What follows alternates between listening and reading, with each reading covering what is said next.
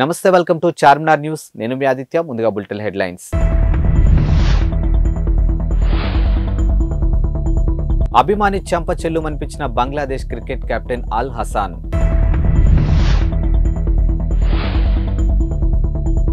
నీళ్ల కోసం యుద్ధం చేయాలన్నా వైసీపీ ఎమ్మెల్యే జొన్నలగడ్డ పద్మావతి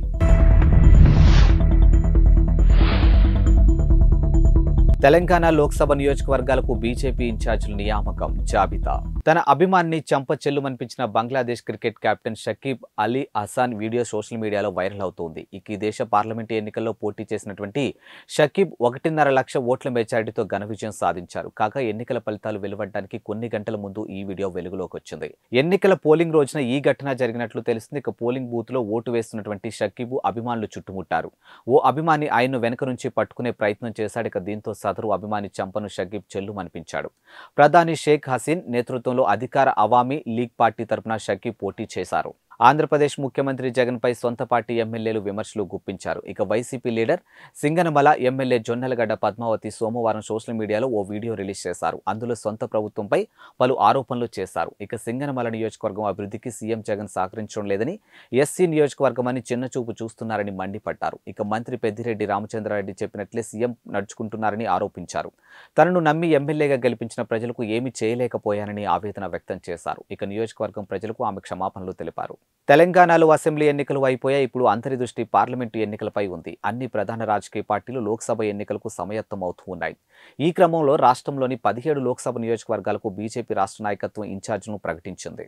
వచ్చే ఎన్నికల్లో గెలిచేది చంద్రబాబు అధికారంలోకి వస్తారని నెల్లూరు ఎమ్మెల్యే కోంటరెడ్డి శ్రీధర్ రెడ్డి పేర్కొన్నారు.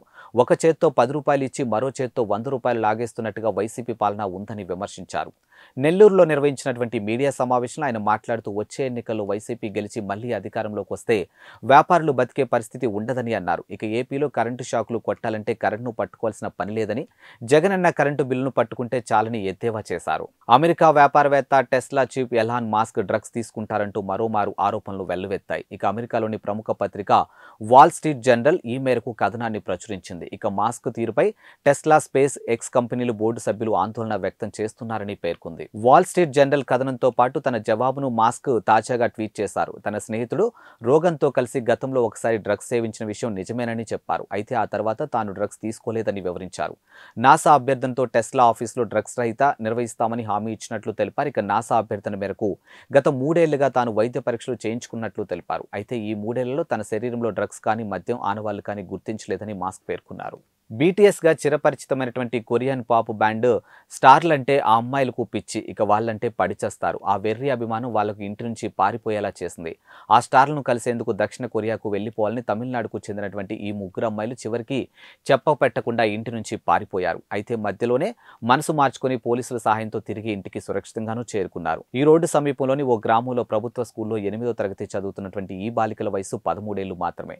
దక్షిణ కొరియా రాజధాని సియోల్లో బీటీఎస్ స్టార్లను కలవాలని నిర్ణయించుకున్న అమ్మాయిలు తొలుత తమిళనాడులోని తుత్తుకుడి, ఆంధ్రప్రదేశ్లోని విశాఖపట్నం ఓడరేవులను తమ ప్రయాణానికి షార్ట్ లిస్ట్ చేశారు. ఇక పాస్పోర్ట్లు సరిపడా డబ్బులు చేతిలో లేకపోయినా చివరికి విశాఖపట్నం నుంచి ఓడలో సౌత్ కొరియా చేరుకోవాలని నిర్ణయించుకున్నారు. ఈ నెల 4న ఈ రోడ్ నుంచి రైలు ద్వారా చెన్నై చేరుకున్నారు. ఇక మరోవైపు పిల్లలు కనిపించకపోవడంతో వారి తల్లిదండ్రులు పోలీసులకు ఫిర్యాదు చేశారు.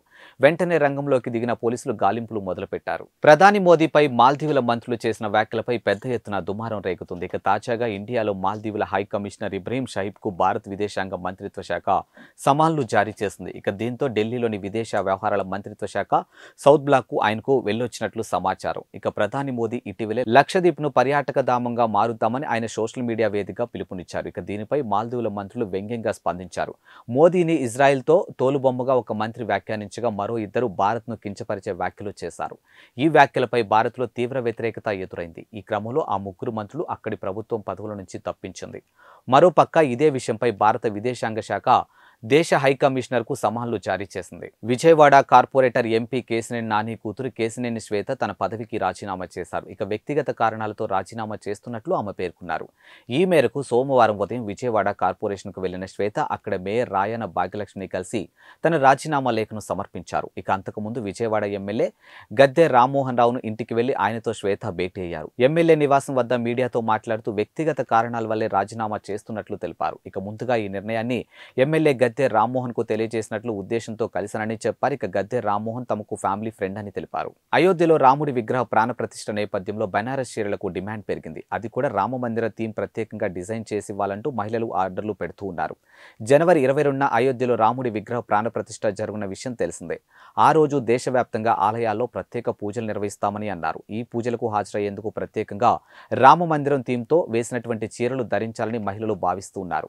ఈ క్రమంలోనే బెనారస్లోని వ్యాపారులకు ఆర్డర్లు వెల్లువెత్తుతూ ఉన్నాయి. ఇవి ఇవాల్టి బులెటిన్ అప్డేట్స్. మరో బులెటిన్తో మళ్ళీ కలుద్దాం. అంతవరకు సెలవు. నమస్కారం.